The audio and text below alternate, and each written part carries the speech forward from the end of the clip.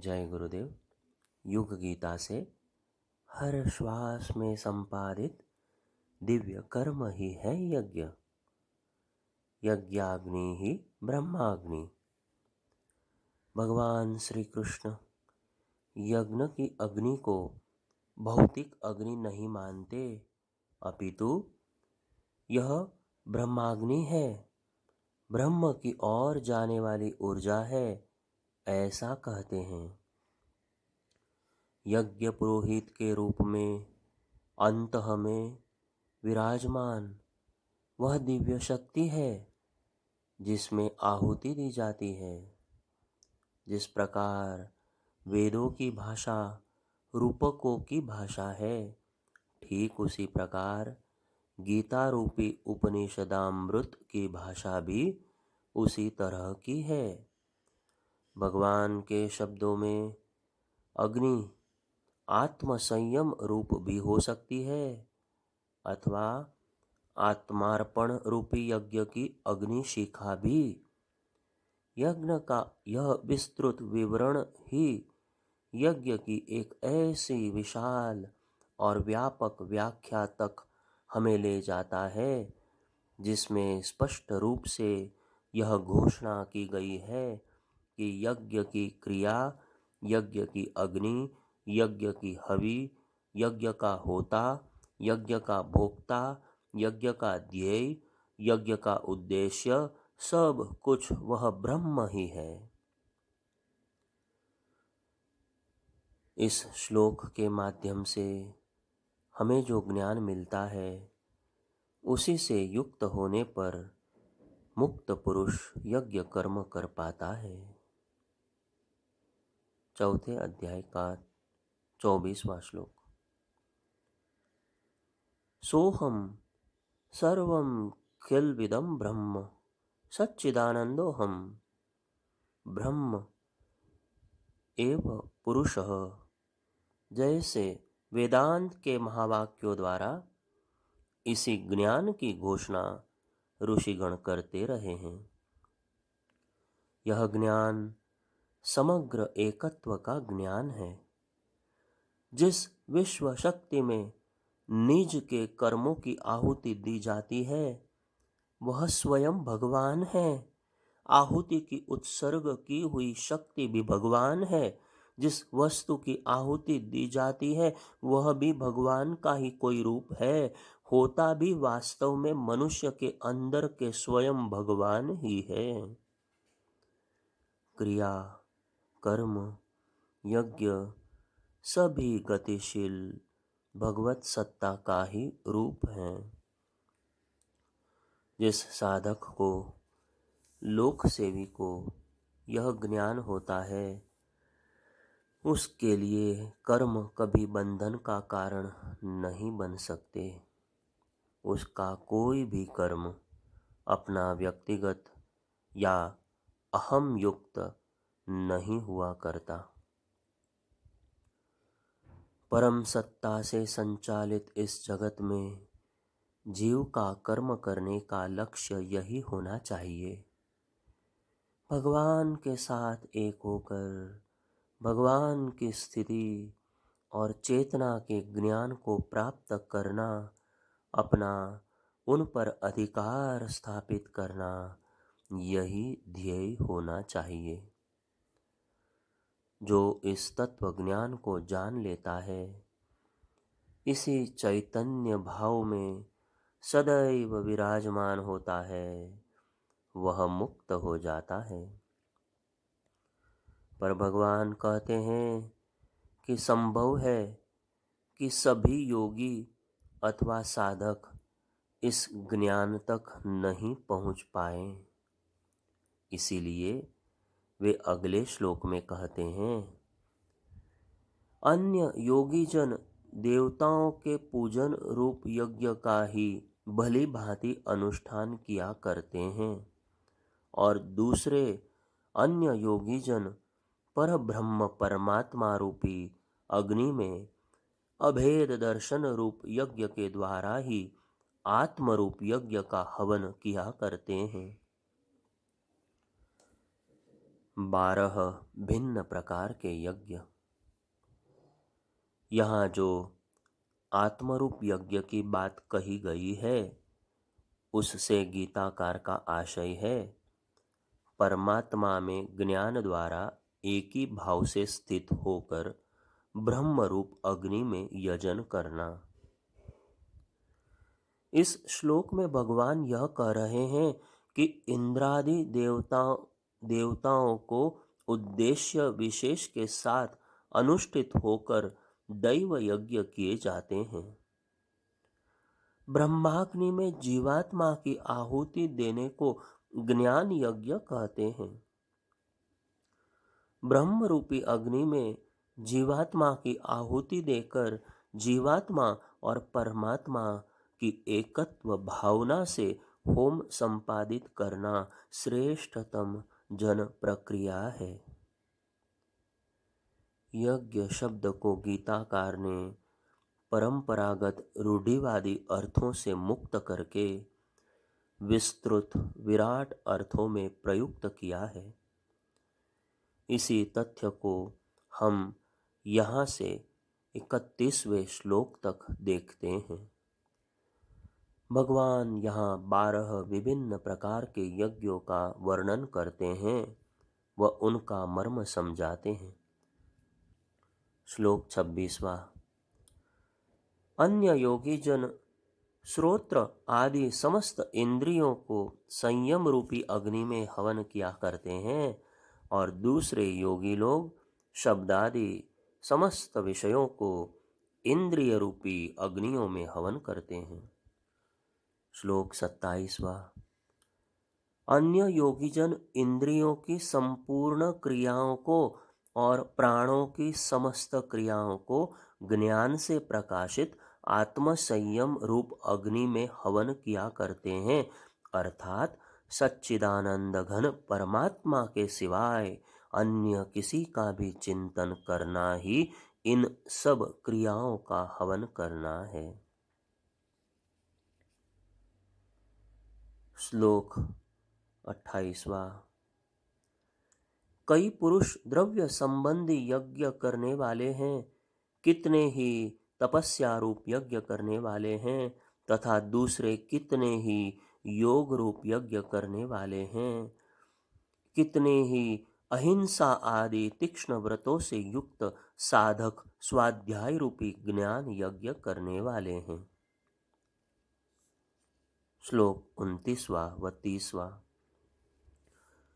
दूसरे कितने ही योगीजन अपान वायु में प्राण वायु को हवन करते हैं, वैसे ही अन्य योगीजन प्राण वायु में अपान वायु को हवन करते हैं तथा अन्य कितने ही नियमित आहार करने वाले प्राणायाम परायण पुरुष प्राण और अपान की गति को रोककर प्राणों को प्राणों में ही हवन किया करते हैं। ये सभी साधक यज्ञों द्वारा पापों का नाश कर देने वाले और यज्ञों का मर्म समझने वाले हैं। श्लोक 31वां। हे कुरुश्रेष्ठ अर्जुन, यज्ञ से बचे हुए अमृत का अनुभव करने वाले योगीजन सनातन परब्रह्म परमात्मा को प्राप्त होते हैं। यज्ञ न करने वाले पुरुष के लिए तो यह मनुष्य लोक भी सुखदायक नहीं है, फिर परलोक कैसे सुखदायक हो सकता है। अब तनिक उपरोक्त 6 श्लोकों पर दृष्टि डालें। इनमें 26वें सहित 30वें श्लोक तक यज्ञ के 12 स्वरूपों का वर्णन है, तो गीताकार ने अंतिम 31वें श्लोक में यज्ञ का महात्म्य बता दिया है।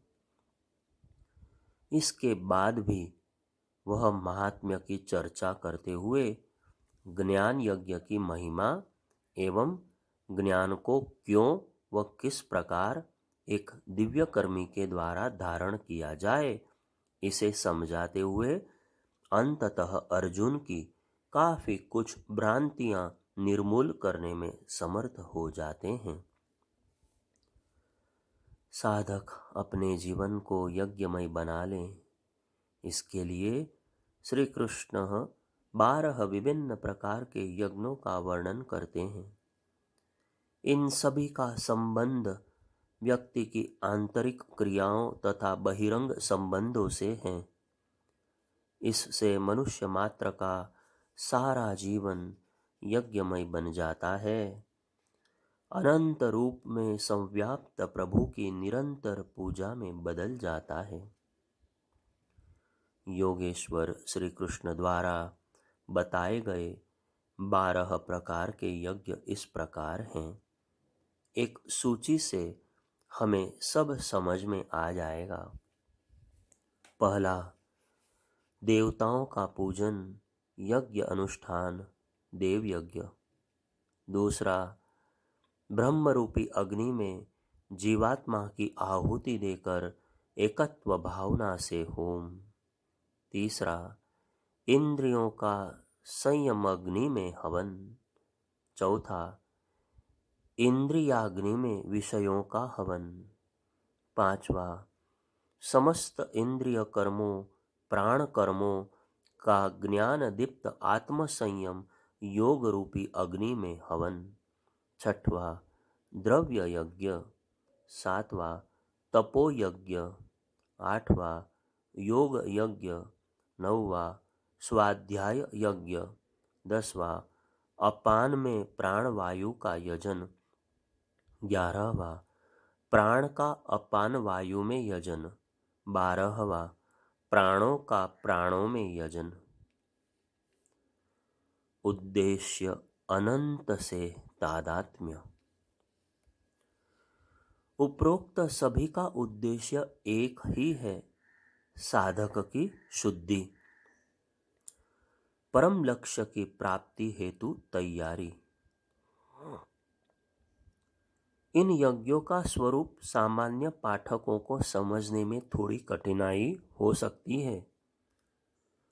थोड़ा सरलीकरण करें तो यज्ञों का गूढ़ अर्थ भली भांति हृदयंगम हो सकता है। भगवान यहाँ यज्ञों का मर्म बताते हुए कहते हैं कि इनके प्रकार कुछ भी हो, हमें 3 लक्ष्य मानते हुए यज्ञ करना चाहिए।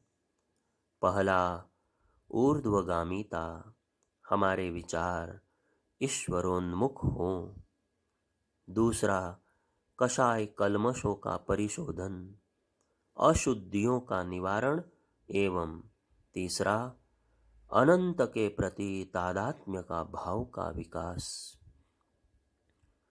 हमारे विचार, हमारा चिंतन सदैव विधेयात्मक उत्कृष्टतावादी होना चाहिए। लोकहितार्थाय जीवन जीने के लिए जो महत्वपूर्ण आवश्यकता है, अंतः की पवित्रता, उसे अर्जित करना एवं अनंत के प्रति इतना नजदीकीपन विकसित कर लेना कि दोनों में कोई अंतर न रहे। एक पाश्चात्य लेखक ने ट्यूनिंग विथ इन्फिनिटी पुस्तक में लिखा है कि अनंत के साथ एकाकार होने का हिंदुओं का जो श्रेष्ठतम तरीका है यज्ञ, उसके समकक्ष किसी भी धर्म संप्रदाय में कोई भी विधि विधान देखने में नहीं आता। विद्वान लेखक जो स्वयं क्रिश्चियन धर्म को जीवन में उतारता था, नित्य यज्ञ करता था एवं सभी को उसने इनका महत्व समझाया था। यज्ञ जब इदम न मम के भाव से किए जाते हैं तो हमारे कर्म हमारे न होकर अनंत के प्रभु के हो जाते हैं एवं अकर्म बन जाते हैं। यज्ञ का अर्थ मात्र ज्योति प्रज्वलित कर द्रव्यों आदि का हवन नहीं है, अपितु यज्ञ एक विराट अर्थ में जीवन यज्ञ है। जो भी मेरे कर्म हो, मेरे क्षुद्र अहम के लिए नहीं, अनंत से तादात्म्य स्थापित करने के लिए हों। भगवान 12 प्रकार के यज्ञों की चर्चा करके मानव मात्र की विविध प्रकृति के लिए तरह तरह की परम सत्ता तक पहुँचने की विधियाँ भी बता देते हैं। वे कहते हैं कि कुछ योगी देवताओं की प्रीति के लिए यज्ञ करते हैं। देव यज्ञ अर्थात देव शक्तियों रूपी ट्रांसफॉर्मर के माध्यम से परमात्मा रूपी पावर हाउस तक पहुंचना। देव शक्तियों को तृप्त करके परमात्मा चेतना से संबंध स्थापित करना। देव यज्ञ करने वाले भगवान की परिकल्पना उनके विविध रूपों और शक्तियों में करते हैं। वे आगे कहते हैं कि कुछ आत्मनियंत्रण और आत्म संयम रूपी आंतरिक यज्ञ करते हैं, जिससे एकत्व भाव प्राप्त हो, उच्चतर आत्मज्ञान की प्राप्ति हो।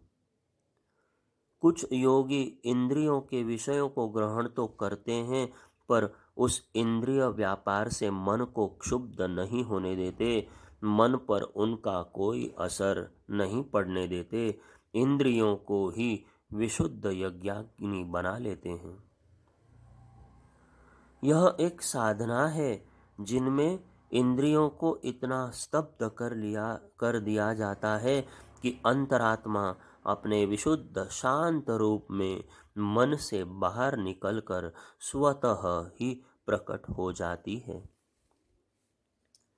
सिद्धि का साधक योगी अपनी आहुति द्रव्यमय भी दे सकता है।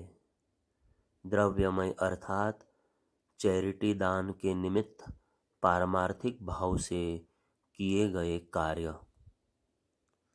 धर्मशाला बना देना, गौशाला खड़ी करना, नेत्रदान यज्ञ, पीड़ा निवारण के सभी कार्य, अविद्या को मिटाने के लिए, पतन को मिटाने के लिए किए गए परमार्थ भाव से संपन्न कार्य द्रव्य यज्ञ में आते हैं।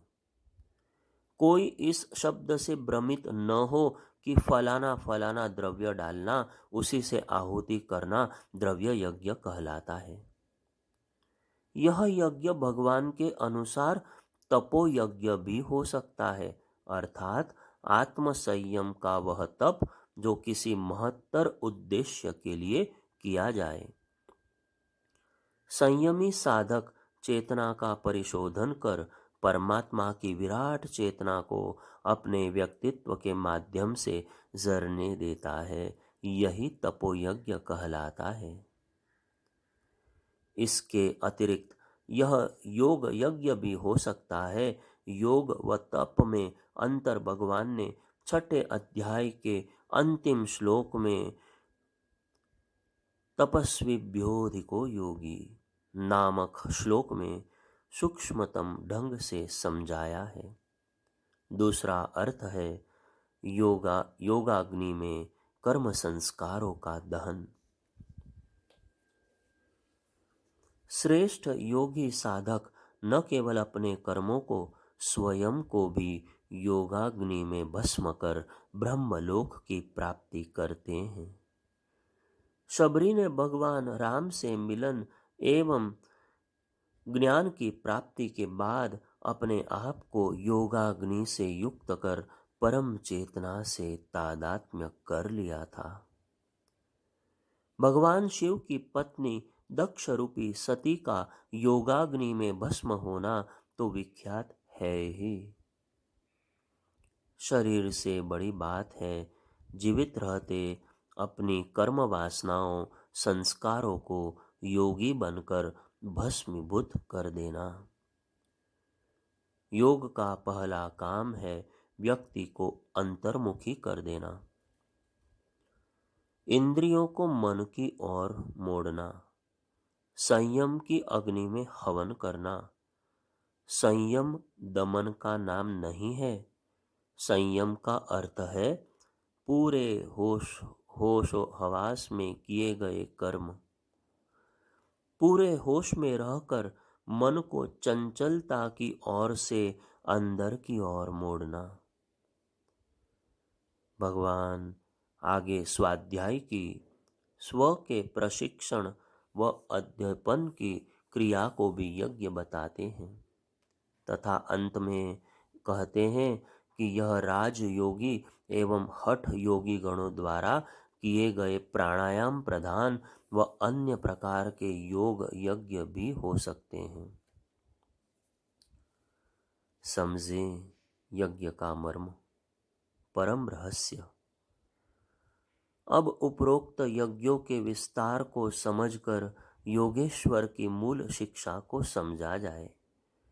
भगवान कहते हैं कि विषयों का हवन इंद्रियों में कीजिए, इंद्रियों का मन में तथा मन का चित्त में।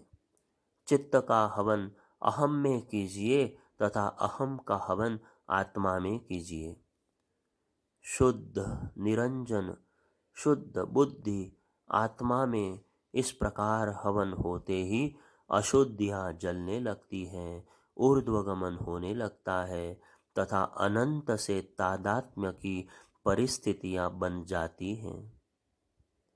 भगवान कहते हैं कि इस प्रकार यज्ञ का मर्म समझ लेने वाले सभी साधक यज्ञों द्वारा पाप का नाश कर देने वाले और यज्ञों के मर्म को जानने वाले होते हैं। हम सभी यज्ञ करते तो हैं पर यज्ञ को मानते नहीं हैं। मानते हैं तो समझते नहीं। बहिरंग की क्रिया को ही सब कुछ मानकर चलते हैं तो हाथ कुछ नहीं लगता।